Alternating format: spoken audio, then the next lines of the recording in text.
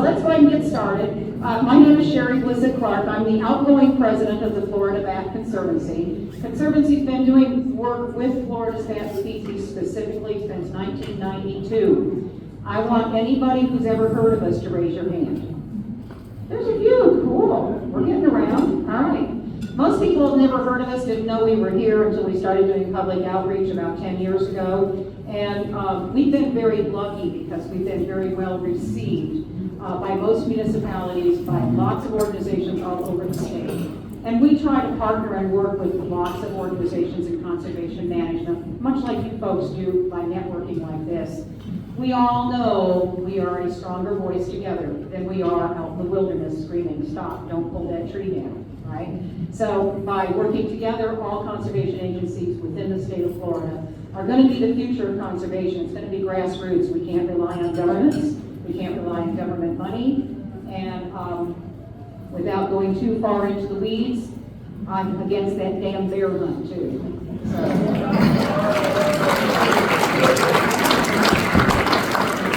It's pretty apparent to me that FWC is being controlled by government and not conservation. So unfortunate, but it's a fact. We have to live with it. So let's get started. Florida neighborhood bats, we're going to talk about what bats are not to start with. I'm going to try and just bust or reveal some of the more common myths about bats and why it's not true. Try and replace those myths with the actual facts that we know today.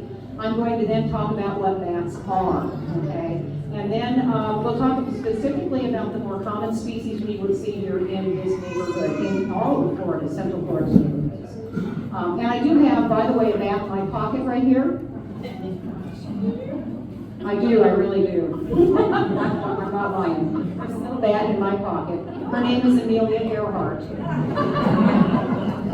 She is an evening bat, one of the common species in this area, and she is unfortunately unable to be released from rehab because she had a knee injury, and I don't know why she won't fly away. I think she just likes it where she lives, and she's decided to not be an overachiever, and she's going to hang out at the old folks home or something. So, but she will not leave. Is the whole point.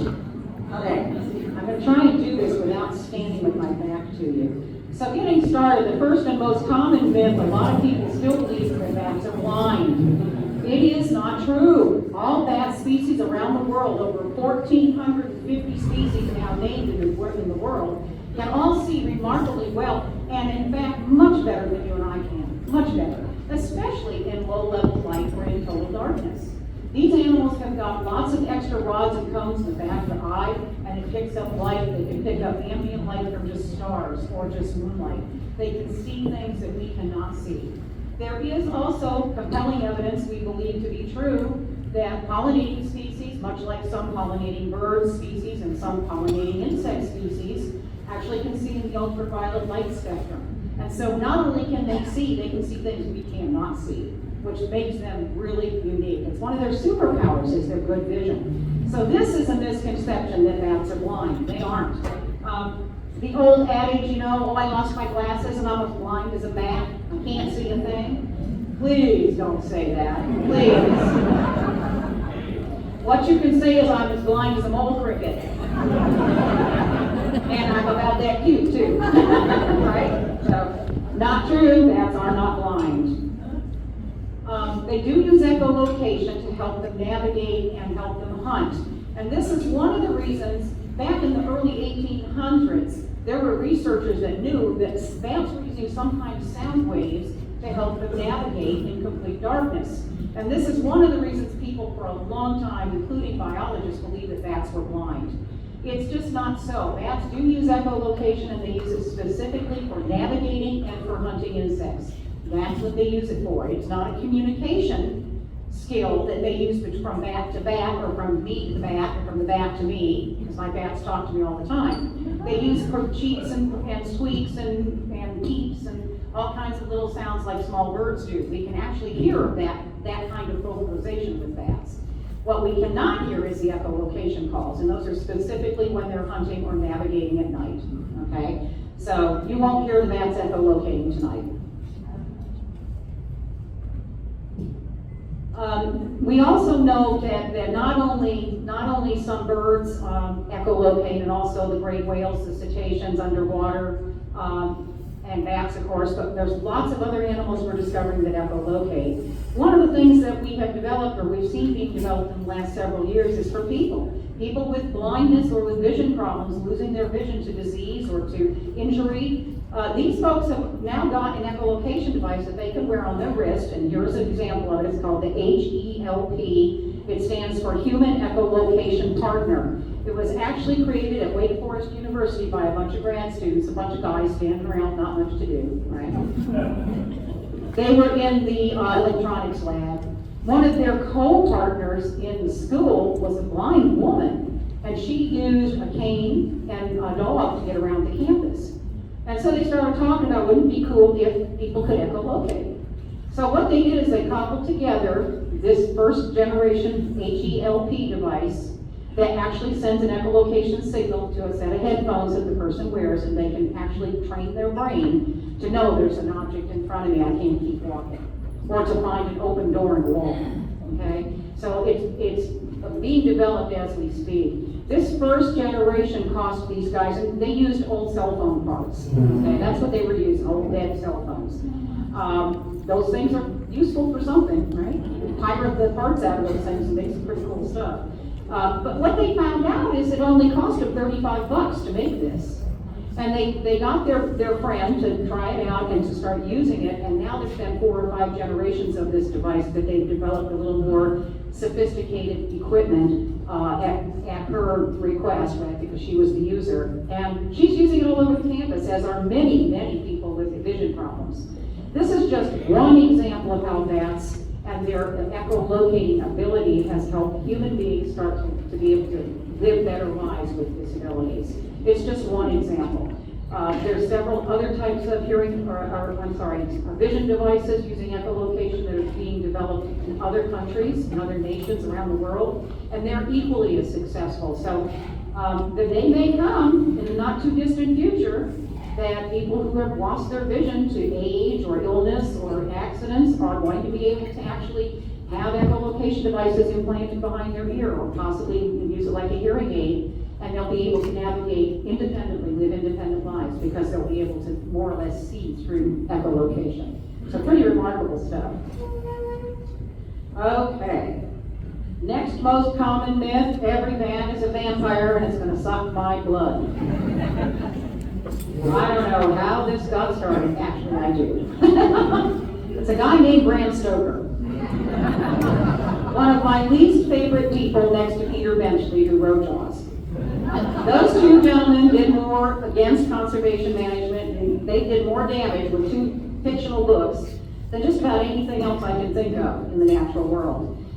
There are still people today who think that the science they know about sharks they got it from that movie and that book. I mean, I'm like, really? Come on. Anyhow, the whole idea that vampire bats suck blood is incorrect. They do not suck blood. Vampire bats do exist. Of the 1,450 species of bats on this planet, there are only 3 that eat blood. 3 species. And all 3 of those species are New World bats that live only in Central America, in the tropics. They don't live anywhere else in the world. They don't live in Florida. They don't live in Texas. They don't live in all these other places where people call me all the time and say, there's a vampire bat on my pool screen. No, afraid not. But I looked it up and it looks exactly like it. And I'm like, no. I mean, that's like people who mix up butterflies, I mean, it's easy to do, right?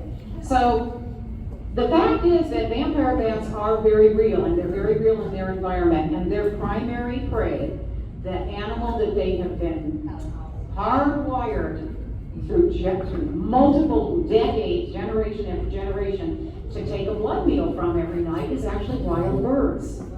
They prefer avian blood over mammalian blood because it's much easier for them to digest. And it doesn't have as many heavy metals in it. There's lots of other reasons that they seem to prefer avian blood. And even vampire bats that are kept in captivity for research, like medical research or for observation, are not fed mammal blood. They're fed chicken blood. They're fed avian blood. That's what they prefer. So vampire bats are not very large. This is a really big picture, but he's not that big, trust me. All those horror movies that you see, the video games where the great big bats chasing kids down the hall of the haunted house, ripping their heads off and all that, none of that's true with these animals. They don't suck blood. They actually make a tiny little cut on the bird's toe while the bird's asleep in the tree. They lick the blood off the toe, much like a kitten drinks milk from a saucer. Same action, licking, okay? They also contain in their saliva an anticoagulant, which allows the tiny little cut, like a paper cut that they make on the bird's toe, to actually bleed for just a few seconds longer so it can get a full meal. And these bats eat just slightly less than a teaspoon of blood every night. It's a very small amount.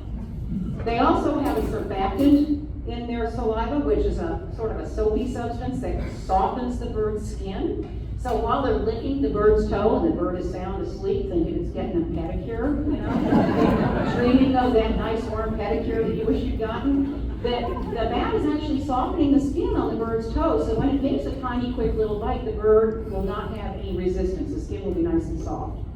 In addition to that, there's also a deadening agent, like a Novocaine type substance, that actually deadens the skin on the bird's toe. So they're delivering, when they're licking the toe, all three of these major compounds that are contained in their saliva, which help make the feeding process absolutely delightful for the bird. I wish my dentist was this nice. That sucker cannot find that nerve in my mouth, I'm telling you. So what happens now is the bat makes a tiny little bite, licks up the blood, crawls away off the branch of the tree, and goes to sleep because he's done eating for the night. And the bird never even wakes up, folks. These are wild birds roosting in trees in the tropics. And the bird never wakes up throughout this entire process. It is so gentle, so surgical, so precise. And it's so completely different than what we all think of when we think of vampire bats, right? Question? Could the vampire bat be a vector for disease between birds? No, because mammals don't pass the same diseases to birds. They typically don't cross over. Yeah. And actually, vampire bats are not a vector for very much of anything, frankly, because they don't, there's a lot of people who say they all have rabies. That's not true. We'll talk about that in a minute. But yeah, there's a lot of talk about diseases amongst bats. But honestly, I gotta tell you, bats are the healthiest little robust suckers you'll ever run across. They don't die of diseases. They don't get heart disease. They don't get hardening of the arteries. They never get cancer. We don't know why they're so robust, but they are, and we're studying that so that we can learn from that, right? Maybe we all just need to eat avian blood. Or insects, I'm telling you, insects are the way to go. No fat, no sugar, easy peasy, nobody gets fat, right? Okay, there are real bloodsuckers out there, my friends, but vampire bats are not what we're talking about here. These are the animals that we should be most concerned about that pass diseases. These are the real disease vectors here. And these are the animals that you and I live with intimately on a daily basis, particularly here in Florida. Mosquitoes, bed bugs, biting flies, ticks, fleas, all these animals suck blood and transfer their saliva into your body, carrying with it pathogens of some kind or another. This is why dengue fever is around, and Zika, and chikungunya, and encephalitis for horses, and just name anything, heartworm for our dogs and cats. All these things are diseases passed by mosquitoes, which are a huge disease vector.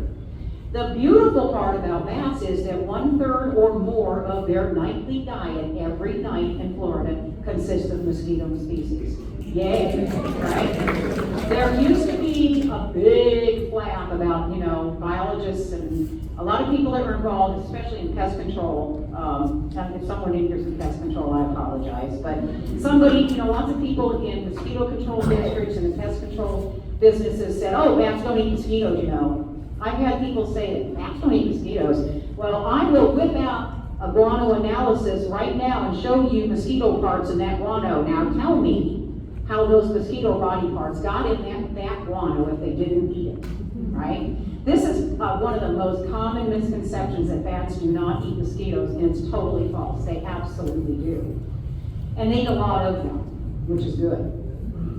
So these are the vectors for disease. These are the bloodsuckers we need to most be concerned about that we are going to interact with on a daily basis. You're never going to interact with vampire bats, so you don't have to worry about it. Okay? They do not live here. All right. Next common misconception, I'm sorry ladies, this is one for us. Bats are going to get caught in my hair. Oh God, look at my hair. Now look, I'm almost 70 and I used to have twice this hair, twice as much hair, okay? I've been involved with bats all my life in cave systems and under bridges and all kinds of places. I never once had a bat in my hair. All right, now granted, I put my hair in a braid, put it in a ball cap, but that's to keep the poop out of my hair, not the bat. So bats do not get entangled in human hair. This is a falsehood. And I know a woman who's a biologist who works in Puerto Rico, and she is from Puerto Rico, and she said, you know, Shari, where we got that myth from? And I said, well, I have my own ideas, but where did we get it from? And she said, my mother used to tell me growing up in Puerto Rico that if I walked anywhere close to a bat, that it had sticky stuff on its wings and it would get stuck to the side of my head, and they had to shave my head to get the bat off my hair. I said, well, there you go. There's that fear factor, right? Your mother was telling you that so you wouldn't pick a bat up. But what a horrible story to tell a child. And they grew up believing this. So this is how these misconceptions and myths get started. Your mother tells you something that's not really true, but frightens the hell out of you so you won't bring that insect in the house, in your pocket, or you won't pick up that spider, or you won't go out and do the things that children naturally want to do. These are how these misconceptions start. And this one's no different. There's a lot of women who will tell me, oh no, I was standing in front of the church parking lot and the lights talking to some friends and the bats were swooping down on us. They were flying right down, trying to get in our hair. They were hunting the insects that these women were attracting. Why? Because they all had copious amounts of aromas layered upon layer with deodorant and powder and lotion and potions and makeup and perfume and hairspray, and everything is scented, including your laundry detergent, and you smell like a big damn flower to those bugs. And they're coming to see what that is, because that looks very interesting. All right? That's why we're attracting insects, because we don't smell like people anymore. We smell like flowers. And the insects are going to attract the bats. And the ladies couldn't see the bugs, but they saw those poor bats, and they were just sure they were trying to get in their hair. Well, they're not after us, guys. Bats couldn't care less about us, truly. What they were after were the insects that people attract. All right, so how many of you can't walk out of your front porch or your front door and walk over to your car and get in your car without being attacked by mosquitoes? Most of us attract some kind of insect attention if we're outside for more than 1 minute. And it's because all insects, especially night-flying insects, have got CO2 receptors on their legs, and they can smell us. When we breathe CO2 and exhale, they actually can tell there's a mammal over there breathing. I'm going to go see what that's about. All right, so keep in mind, we're very attracted to the insect world.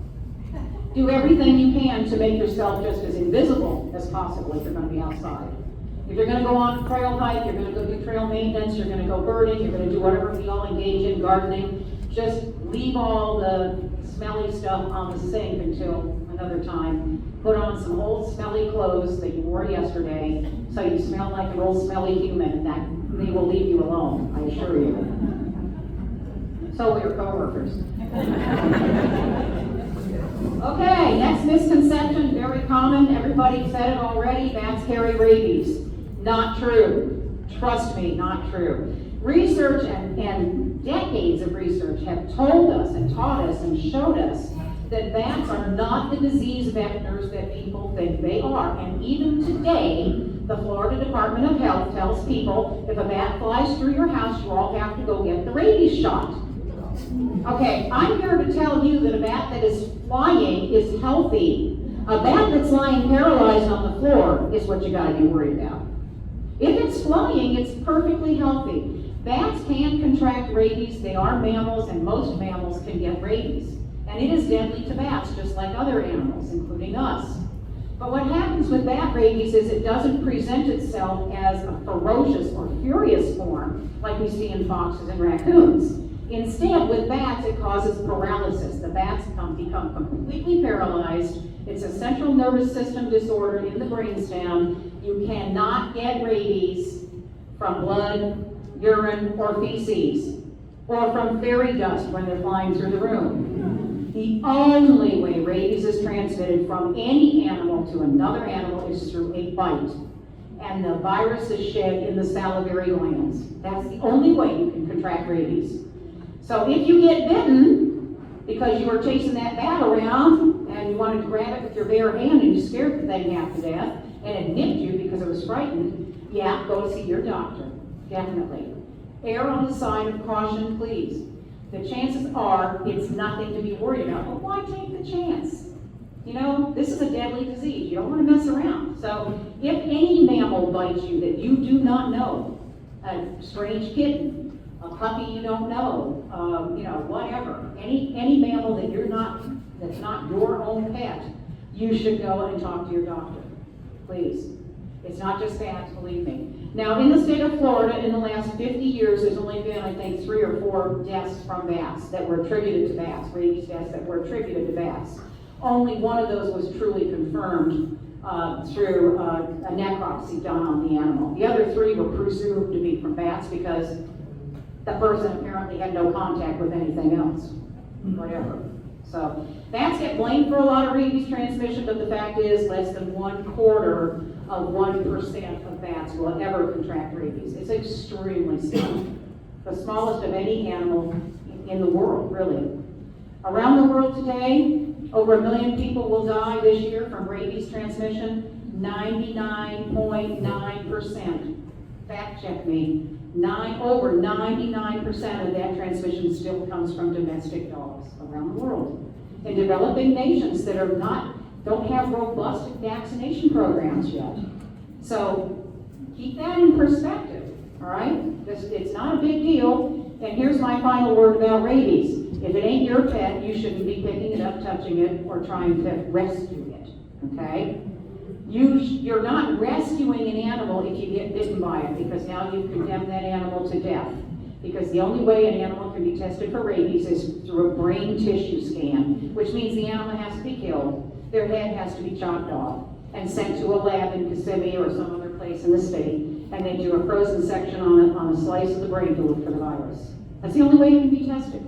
And 99% of the animals that are turned in do not come back positive for rabies, but by golly, that little baby bobcat is dead and nonetheless, isn't it?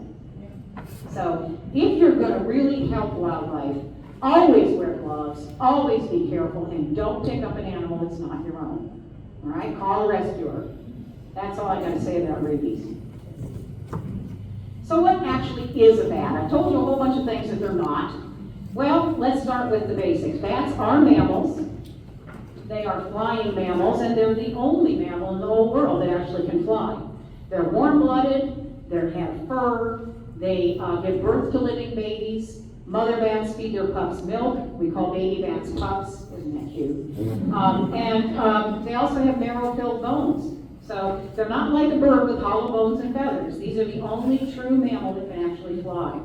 And as I said previously, there's about 1,500 species, just under 1,500 species in the world. Most of them, like this mother I just popped up here, will carry their pups with them when they're flying. She can see she's got a pup hanging on the front of her. The little ears there underneath her wing, that belongs to a pup. The pup is actually nursing while mom is flying. Okay, so she's strong enough, this is a fruit species, she's strong enough to not just carry her own weight with those big wings, but also the weight of a baby, and in some cases they have twins, and we have seen these bats with one baby on each side hanging off of the breast and nursing while she's trying to fly and hunt. It ain't easy to be a mom bat.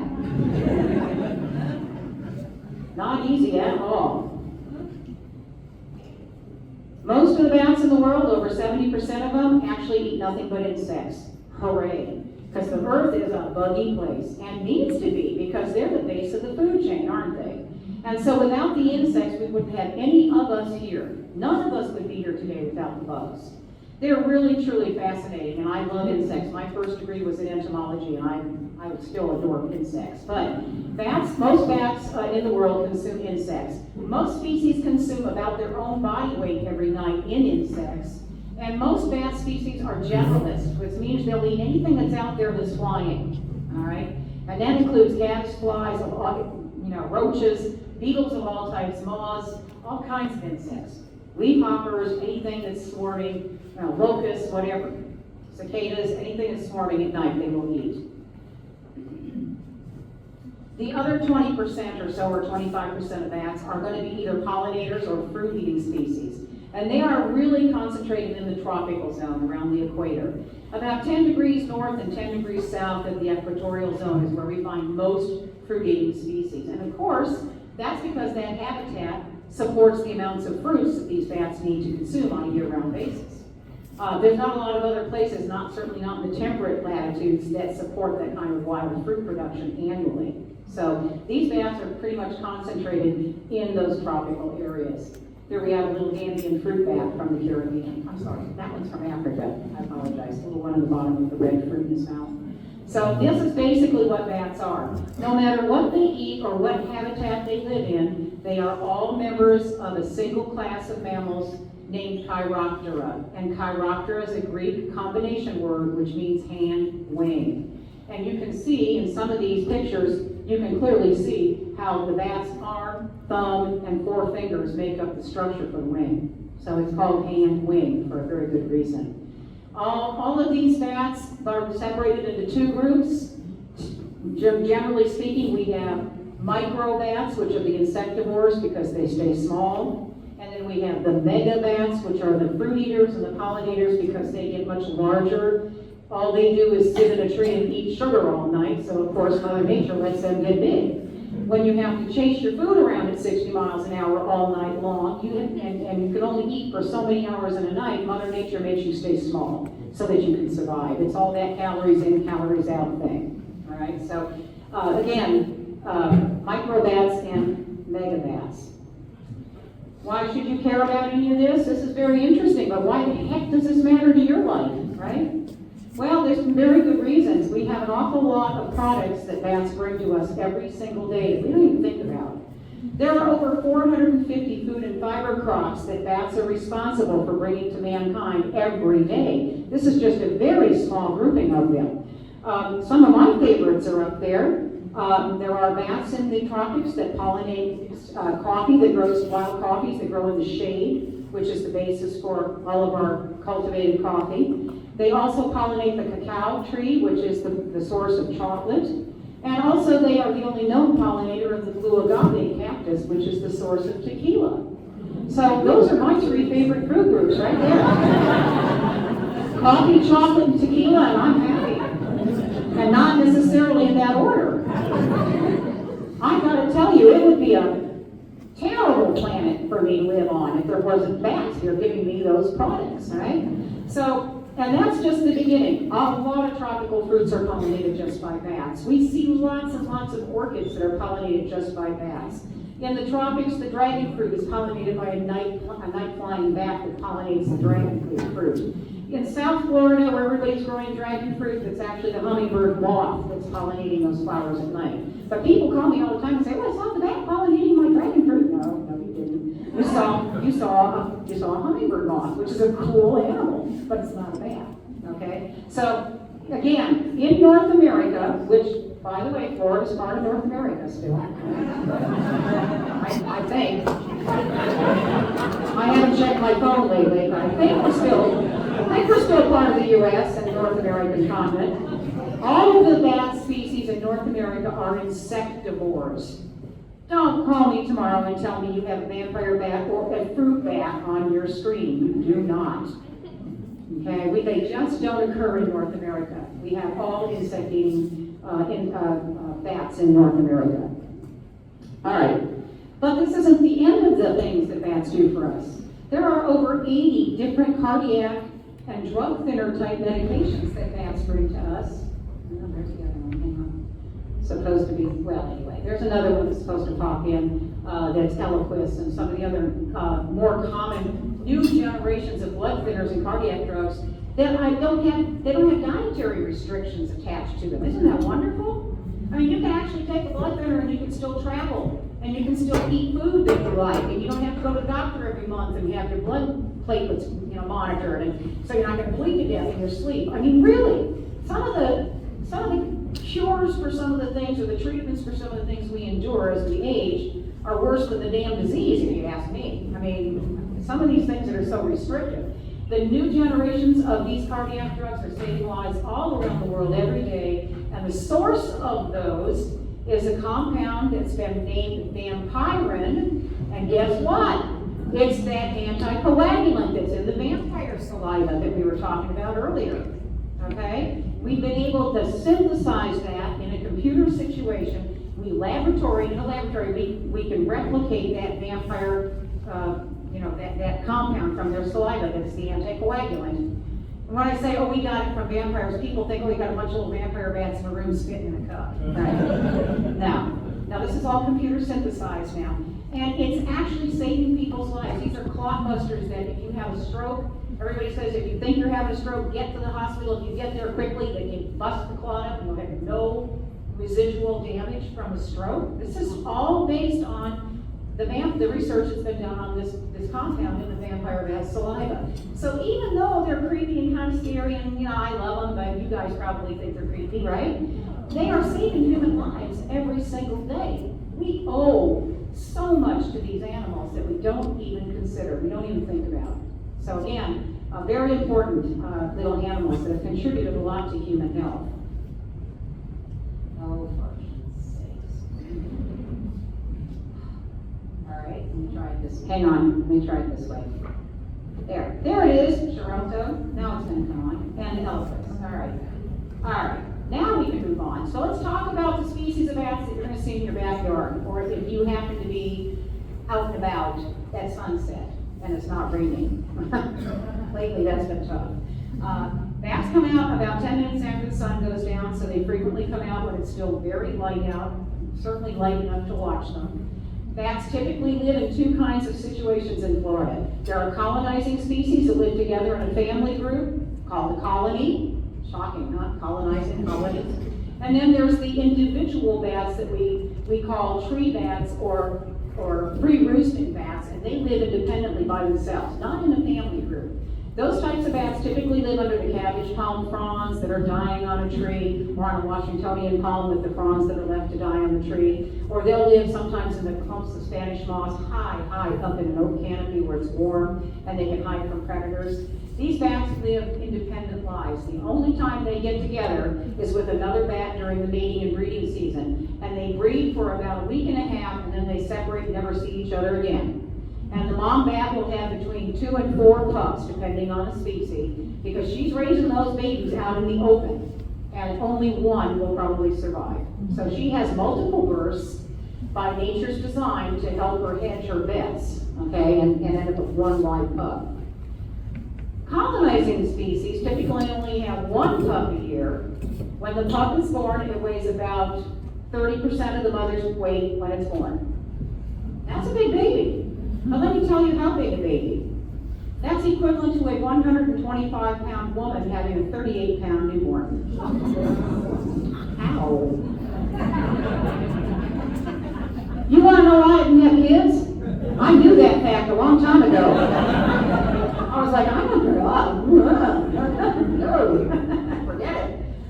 It's the truth. The truth is that these bats, these tiny small bats that are usually weigh somewhere between 15 and 16 and 18 grams, sometimes with wingspans of between 10 and 15 inches for the full length of the wingspan, they can fly between 65 and 100 miles an hour in level flight, not like our lovely peregrine falcons that dive. Gravity helps them, right? Bats don't do that. Bats fly in level flight at 100 miles an hour when they're navigating, going from place to hunt. They are fast, they are efficient flyers, and there's nothing on the planet that's a more acrobatic flyer than bats. Because, as you see in the picture here of this Brazilian freetail, our most common and abundant bat in Florida, you can see that this bat can manipulate the shape of its wing independently because those fingers all move just like ours do. So if she wants to make a quick left turn, all she's got to do is tweak one finger and she's turning, all right? Or if she wants to come and stop completely and grab a moth, all she's got to do is put her 2 little fingers down and it's air brakes, and man, she stops dead in the air, right now. These animals can manipulate the wing unlike a bird, which is a fixed wing flyer. And so they can do many, many different kinds of things when they're flying. Upside down, inverted, what we call invert, upside down. I mean, they're like the 007 spy of, the flying world. There's nothing that they can't do. They can somersaults and spins and rotate backwards. They actually can fly backwards and reverse. We've seen them doing that. It's pretty remarkable stuff. So very, very good at flying. All right, this is, as I said, the most common bat in Florida. This is Taderida brasiliensis, the Brazilian free-tailed bat. No, it's not from Brazil. It was poorly named. The native plant people will know about this. Sometimes things get named very poorly, but we're stuck with the name until someone comes along and convinces us to change it, right? Same with birds. Same thing happens with bats. It's not Brazilian, but the guy that cataloged it originally thought they were migrating from South America up to North America for the winter, in which would be our summer. It's not true. These are Florida native species. They're always here, and none of our bats in Florida hibernate, by the way. They're active year-round. So, because aren't bugs active pretty much year-round? Yeah, so that's why we have active bats. This bat has a 13-inch wingspan on average, weighs about 16 to 18 grams. They are very fast flyers. They have a very long, narrow wing profile, and they can fly to extremely high altitudes and attack insects that are being blown in from the tropics on upper level winds. At 10,000 feet high, these bats can fly to that altitude.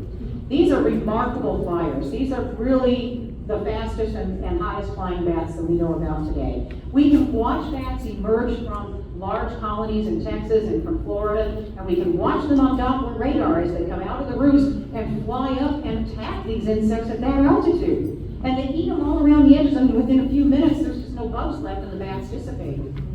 So these bats are really the primary predator for people who have agricultural concerns. Growers of crops, people who have organic gardens, people who grow a lot of different types of soybean and cotton and all kinds of crops in the mid-Atlantic states and across the country, they are really dependent on these bats. These bats, there's one colony in Texas that will consume 275 metric tons of insects each and every night. There's over 25 million bats in the colony. They span out over 5 states to get that much to eat. Now, 250 metric tons of insects is equivalent to 25 Asian elephants in weight. And those are in bugs. That's in bugs, and these bats are eating that much every night. The USDA, if you can believe anything they say, but the USDA says that this single bat colony is saving growers in these 5 states, in Arizona, New Mexico, Texas, Colorado, and Oklahoma, is saving farmers over $5 billion a year in crop damage and crop loss. They are worth their weight in gold to these farmers, believe me. And they are very, very involved in the conservation of these species because of that. So, this is our little overachiever bat. Okay, does everything well. They're also common in bat houses. They're very easy to get on your property. Put up a good bat house in a good spot and you'll get them. I guarantee it. They love bat houses. This is the one I brought with me tonight to show you. This is Nacticeus humoralis, the evening bat. This is a companion species to the Brazilian free-tail. It's pretty abundant across the state and often found in the same roosting with the free-tails, whether it's in an attic, under a bridge, in a tree roost, a natural roost, in a cave system, or in a bat house. We frequently see these 2 species together. They don't breed with each other. Bats stay within their own species to breed, but they do live together side by side very harmoniously. Bats are not territorial in general. The evening bat's a little smaller, has about a 10-inch wingspan, weighs about 12 to 14 grams as an adult. They typically have 1 pup a year in the summer months. Right now we're slap dab in the middle of the baby season. Summer is the baby season, the maternity season for bats. First pups start being born in early May, and the last ones are usually done being born in July, and they're protected all the way through August because pups can't fly until they're about 6 weeks old. So no exclusions right now. Bats are protected year-round, but particularly right now during the maternity season. No disturbing roost, okay, just so you know. Those babies, when they're born, have to be taught how to fly by their mothers, because for 60 million years, every baby bat has had to learn to fly by its mom. because these are not birds. They can't sit on the edge of a nest and flap their wings and yet lift with those lovely feathers and learn to fly. They are not instinctive flyers. Mommy needs to teach them to fly. So pretty amazing. All right, evening bats. We have Myotis. This is the Myotis austroriparius. This is commonly called the southeastern Myotis. This is an even smaller version of the evening bat. Typically about 8 or 9 inch wingspan, about 10 to 12 grams. They're pretty small little bats, and they are sassy. Boy, when they come into rehab, we know it because they're vocal, they're sassy, they have tiny, tiny little white, curly white sharp teeth, and they really don't like us very much. So they try to nip for the first couple feedings, and then after they figure out they're starving to death and what we offer them looks pretty darn good after all, they start eating and they settle right down. But these are really sassy little bats. They're really a lot of fun. These are the kinds of bats that you'll see sometimes hunting underneath street lights, if you ever see bats under street lights anymore. I don't know if anybody does. These are also the species that if you're, like I was as a kid, you pick up a little pebble and you throw it up in the air to the bat, they race over to see what it is. I used to laugh, I thought bats were so stupid. Ha ha ha, they're coming over here, I can throw 15 pebbles and they still come over and take a look and think it's something to eat. Well, what I didn't know until I got older was that the bat was actually playing with me. They were engaging in play behavior when they do that. Because they know that's a damn rock. I'm not stupid. I was stupid because I thought they were stupid, right? Bats know exactly what that is. When they're at a location, they know that doesn't have wings, it's not alive, and it's not edible, but they're still going to go and look at it because it's interesting. They're inquisitive, they have big brains, and they're very smart. So they do a lot of inquisitive play type behavior. And we see this with pups that are brought into rehabilitation centers. The orphan babies are so much fun to raise because they're just like raising a puppy, honestly, in many ways. They're inquisitive, they play, they roll around with each other. They're very, very interactive little animals. They're not dumb, stupid vermin, okay? They're not. So I'm hoping that I'm getting this message through to you that these guys are really important and we should be respecting them, greatly respecting them. So this little Myotis, you can see those wings again, how the bat, okay, now I neglected to mention this. Every picture here of these bats flying, their mouth is open and you can see their teeth, right? They're not being mean or aggressive or growling. They're actually echolocating, and the only way they can get the sound out is if they open their mouth. So these bats, all these bats are engaged in echolocation on these pictures. So you'll see all their mouths open, all right? It's not an aggression, it's just verbalizing. There's another one, Perimyotis subflavus. This a long time ago used to be called the Eastern pipistrelle, or pits for short. They've been reclassified as a Perimyotis instead of a Myotis. So now they're Perimyotis subflavus, and the common name for these bats now is the tricolored bat. These guys just hit the endangered species list. They've been endangered and protected in Canada for about the last 10 years. The Myotis genus in general, including this one, has been hit very, very heavily with Pseudomonas gymnococcus destructans. Anyway, we call it ED. It's white nose fungus. Okay, white nose syndrome has really decimated the cave-dwelling species of Myotis all up and down the eastern seaboard. Fortunately, in Florida, we don't have white nose fungus here yet. We're the only state of 2 in the entire nation that doesn't have it. And it's because our bats neither hibernate, nor do we have cold cave systems that bats can use as a hibernacula or a hibernation area, okay? And this fungus grows in only cold cave systems. So we don't have it here yet, but we're very concerned that just like other organisms, it is going to mutate and it will eventually learn to live in warm climates, and then we'll have to deal with it. It'll be an ugly thing. But these little tricolored bats are now on the endangered list as well. So that now makes 3 species in Florida that are federally endangered and 2 others that are actually state listed. So by the way, we have 13 native species in the state. So, and almost half of them are listed as endangered, which is pretty sad. You have questions, sir? Yeah, what fungus is white nose? It's a fungus. It is a fungus that was introduced to the United States from Europe, probably a caver. Someone who was either a researcher or a caver brought it over from Europe, from the cold cave systems in Europe where it's abundant. and transferred spores into a cave in upper New York State. Yes, it is. There's millions and millions and millions, countless millions of bats have died in the last 15 or 18 years since it was introduced. Everything's going on. Yeah, there's a website you can get on about white nose. It's called whitenosesyndrome.org. And it talks in great detail and length about the fungus and what we know about it today, because when it first was introduced, we knew nothing about it. All we knew was we were going into caves and finding thousands of bats dead on the floor of the cave. And we didn't know what was killing them. So it's killed many, many millions, and we have several species in North America that are on the endangered list now in just 15 short years. So I don't know a bat biologist anywhere in North America that didn't cry themselves to sleep for the first 5 years, because we didn't know what we were dealing with. It was just devastating. It's similar to when the bromeliad beetle was taking bromeliads out and killing all the native bromeliads down in Corkscrew and other places where the bromeliads were just dropping out of the trees. Some of these bromeliads were 100 years old or more. And the whole core of the bromeliad was coming out from the bromeliad beetle that was eating the core. It's kind of the same reaction. It was like, holy cow, knocked our knees out from under us. But you can get on the website and read all about it. It's whitenosesyndrome.org, and there's a lot of research being done on what we can do about it. So far, everything has been unsuccessful. It's really hard to treat. So, okay, moving on. We're almost done. Lassiurus seminolis. This is the Seminole bat.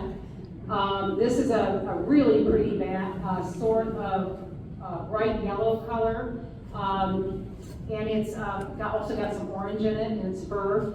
This is one of those solitary species I was talking about. Doesn't live in a family group or a colony, so would never use a bat house, but would use cabbage palm fronds that are dying underneath a tree, or would use a Washingtonian palm, or sometimes also Spanish moss. So please leave those features on your trees if you can. Please don't let the county come, or the municipality or the city come and make that little hurricane cut on your tree. It's going to kill your tree, right? That's a bad thing to do to palms. So this bat has, in general, the Seminole bat has about a about a 13 or 14 inch wingspan. You can see her, how she's kind of diving down. You can see her back legs sticking out the back. Once again, the shape of the wing, you can see the wing bones. And this structure that's halfway down the leading edge of the wing that's sticking out is actually her thumb. They have thumbs halfway down the wing, and then the other 4 fingers that are elongated make up the structure for the actual membrane. Okay? So again, keeping in mind, they actually have an arm, and just like ours, their fingers are just extra long. Okay? These are common in this area. They eat a bunch of large insects. They eat a lot of large beetles.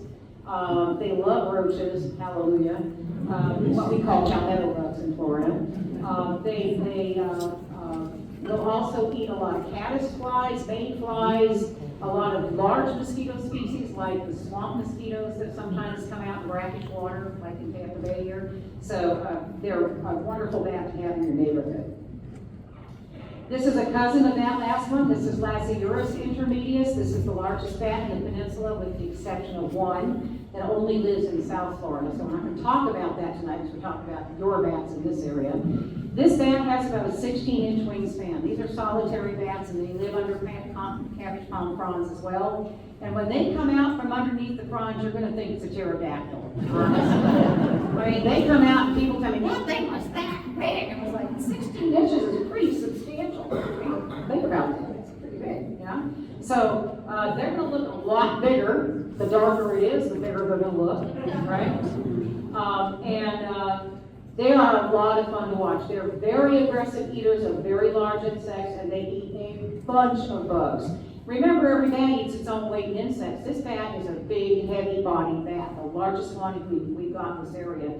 And it's going to eat 3,500, 4,000 insects a night. These bats eat I'm sorry? The common name, northern yellow bat. I'm sorry, yeah, the northern yellow bat. Called that because as an adult, like this one is, they're very yellow colored. Very, very yellow, light yellow color. Pups are more gray and darker brown for camouflage, but as they mature, they get yellower. These bats will eat that many insects every night of the year. So they're eating over 1 million bugs, 1.5 million insects roughly every single year. And this species will live about 28 or 30 years. Freetails will live about 7 to 10 years. Evening bats live about 15 to 17 years. And the Laziurus genus, which are these solitary bats, live 20 to 30 years.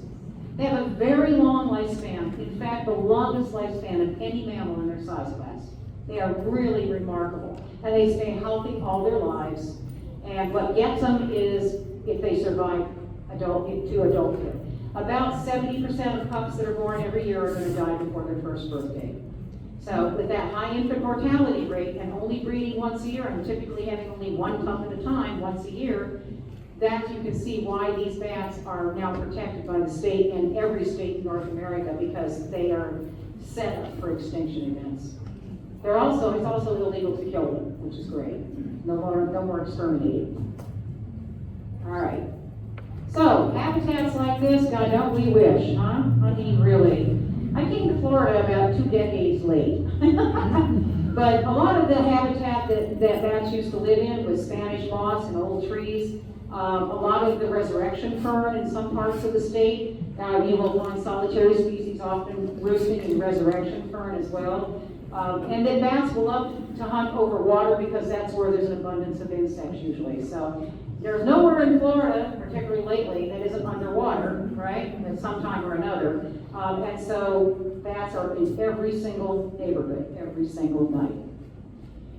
Oh, the Perky Bat Tower. Anybody been down in the Keys and seen this monstrosity? Oh, it was quite a party place, wasn't it? It's cool. Well, the Perky Bat Tower cost about $20,000 to put up in 1914 or something. It was a ton of money. Clyde Perky, who put the bat tower up, was sort of a flim-flam artist. He decided he was going to build bat towers all around North America for a lot of money. Told everybody they could track bats. He built one in Temple Terrace. That original bat tower in Temple Terrace was a Perky tower. He built 2 or 3 in Texas, several along the Gulf Coast. Here's the problem. He didn't know anything about bats. Nothing. He knew less than nothing. All he knew was if he made something that looked like a bat tower, he could sell it to people, and then he'd walk away with the money in his back pocket and not have to worry about it. The Perky Bat Tower in the Keys, this is on Sugarloaf Key, right? Sugarloaf, right? Yeah. It never got bats at all, except for once. One time. The guy that owned the property had a fishing concern down there, and he was trying to get bats to come to eat the mosquitoes so that more people from the north would come down and fish. All right, it was all about money. Go figure. So he decided he was going to get some of his crony buddies with boats, and they were going to go to Cuba, and they were going to go across the Gulf to the Yucatan, and they were going to collect bats. And they were going to bring them back in gummy sacks, and they were going to stick them in this bat tower, and by God, he was going to get bats in there, and they were going to stay, and he was going to have bats. So they did. This big flotilla of boats all went out. Some went to Cuba to cave systems right on the coast, and they collected Brazilian freetails. And when freetails are sleeping in these large cave systems, they're sleeping so soundly they're very easy to handle. And they just scooped them into big gunny sacks and tied the sack up and threw it on the deck of the boat and brought them back. They did the same thing in the Yucatan, and after a couple of days, they brought all the bats back and they stuffed them all inside the bottom of the tower. They shook the bags, and the bats flew up into the tower, where they went to sleep for the remainder of the day. That evening, the guy was out there pouring beverages, adult beverages for all his buddies. They were all high-fiving and having a good old time. It's party time. The bats are going to come out. They all stood around to watch the bats emerge. And the bats, right at sunset, actually emerged. They came out of that little tiny square you see way up there at the top. They came pouring out. There were thousands of bats that they had put in that bat house, and they came pouring out this big ribbon of bats, just swirling like a bat tornado all over the top of this house. And everybody was cheering and carrying on and having a good old time. And as they watched in awe, half of the bats split off and went back to the Yucatan. And the other half of the bats went back to Cuba. And they were never seen again. The moral of the story is you can't force a bat to live where it doesn't want to live. Okay? Bats must choose their own roost, and this is a lesson we know even today. Bathhouses that are successful for two important reasons. Number one, it's a well-designed, well-built house. That's critical because not all bathhouses are equal. The second most important thing is location. Just like with human real estate, it's location, location, location. Those two things have to be in play and have to be right in order for bats to choose the bathhouse and get in it. And in today's world, the bathhouses that we've been researching in the field for 30 odd years here in Florida for our Florida species, we've changed the design multiple times, we've changed the colors multiple times. We now know what works and what doesn't work, and the bathhouses we're building and putting up today are successful typically within 3 to 6 months. They will attract a colony of bats. So it's much more quick now, it's much more of a sure thing now, and people just flip out. My God, I can't believe I've got bats, it's great. And all of a sudden, that bat colony becomes their bats, right? People call me and say, oh, Shari, I watched my bats come out of the bat house last night. It was so much fun. They're not your bats, guys. They just happen to be living on your property. But you're going to believe me, if you do this, you'll take ownership, because that's how cool they really are. They are really neat.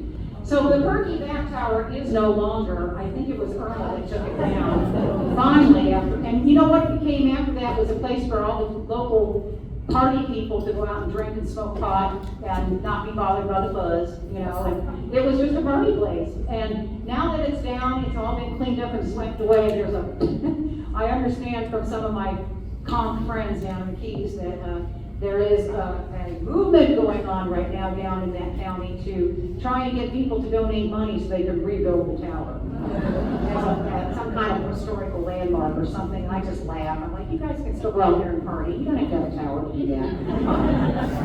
It's called a pick-em-up truck, right? Sit in the back of your truck and have a party. But you know, bathhouses today, even although 100 years ago they weren't very successful, now today's bathhouses are becoming much more successful through all the research that's been done. These are two examples. The one on the right is in Tallahassee, right behind a lake at one of the state parks in the Tallahassee area.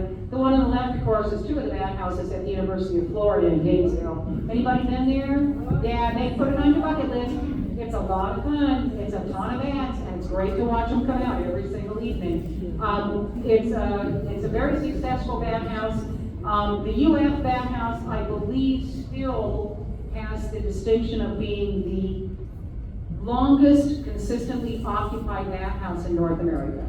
Okay, so that's pretty cool. There wasn't this bathhouse, they've had to rebuild it about 4 times, but they also, now they have 3 bathhouses, not just 2. So there's 3 of them out there now. It's in front of the Florida Museum of Natural History on Lake Alice, on the campus. It's very, and the museum actually monitors the houses, so people can go out there anytime sunset and watch the bats. Smaller bathhouses are a little easier on people like me, because we don't all want that big a bathhouse in our yard, right?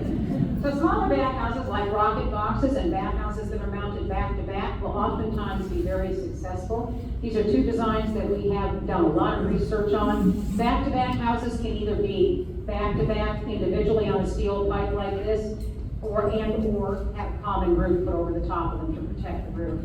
It's up to the owner of the bathhouse and what they want to do. Rocket boxes are called that because they're more of a 3, like all 4 sides of where bats can actually roost in like a rocket. I think somebody out in Space Center named that. And then there's single-sided bathhouses as well. Most of these houses will hold between 300 and 700 bats depending on the size. It does not have to be a big structure. A 3-chamber bathhouse that measures 24 inches tall and 16 inches wide and has 3 roosting chambers inside of it, which makes it about 4.5 inches deep, will hold 350 bats. So because bats are so small and they are very social and they like to stay close together when they roost, so that they stay warm, it doesn't have to be a big, ugly, massive structure to really be beneficial. These types of bathhouses are really great for homeowners. They're easy to maintain. They attract lots of bats, and you can put several of them up on it in a habitat without having any kind of problems. We can put them in yards, along golf. We have them up on golf courses, boat ramps, every place you can imagine. Schools. We have our organization now has about 2,500 bathhouses all over the state. They all have bats in them, and many of those are located at schools. And we've not, and also ballparks, like where kids play, ball fields where kids play at night. Public parks where children have playgrounds. We have not had one single reported incident of an interaction between a child and a bat in all these years. Not one. So it's great to have these things in the public eye with some good signage to help educate people. And they can watch the bats come out. We've got bat houses up in several cemeteries where people go out every night to the cemetery and put their blanket on the ground and watch the bats come out. It's pretty cool. The cemeteries are pretty cool places, really. I mean, there's a lot of our historical records come from cemetery headstones, right? So it's a pretty neat way for people to connect with their community and the people who were here before us. It's all because of bats. Yes, go ahead. Yeah. No, that's a vent. Yeah, let me show you here. Okay, so the way they get in the bat house, the one in the center is the closest one. You see the landing pad that's hanging down toward the bottom, that's the dark brown? That they land on that and crawl up into the house. Bats cannot fly right into a hole. They have to land first and then scamper into the opening. And this is true with cave systems as well. They fly into the cave, but in order to land, they have to have some part of the cave in order to land so that they can quickly invert and hang their feet up, because they hang by their feet, not their legs or their arms. So they have to fly in and then quickly invert before they can actually hang. It's pretty remarkable to watch in a cave. But with bat houses, they do the same thing. They fly up to the landing pad and land on the landing pad and quickly invert and then back into the roost. The opening across the front and the vents on the sides are actually airflow vents that help keep bats from overheating in our lovely, long, hot summers. That are getting hotter every year. So we've had to change colors a few times. Lighter colors are not going to let the bat, are not going to become a solar oven. If you lived in Virginia or Michigan, these bat houses would work equally well there with those species, but you'd want to paint the bat house on the outside a much darker color. Because the latitude, the further north you go in latitude, the less intense the sun is. And so you have to understand that the interior temperature of a bat house needs to be up about 90 degrees before bats want to use it. And really the only way we can get the inside of the bat house, the roost, that warm, is to get the bat house out in the open. You'll notice all these bat houses are out in the open in the sun. None of them are on trees. Did you notice that? A tree is the worst place in the world to put a bat house, because it's not going to get warm enough to attract a colony. Okay? Yes, sir? Normally they live in trees, but they live in old dead trees. Well, let me qualify that. You know, we all know about successional forests, right? Like little trees, medium-sized trees, big grandmother trees, and then dead grandpa trees. Grandpas, I'm sorry. Anyway, those dead trees were left to stand in place as part of the forest, and they slowly rotted and decayed from the top down, and bats would get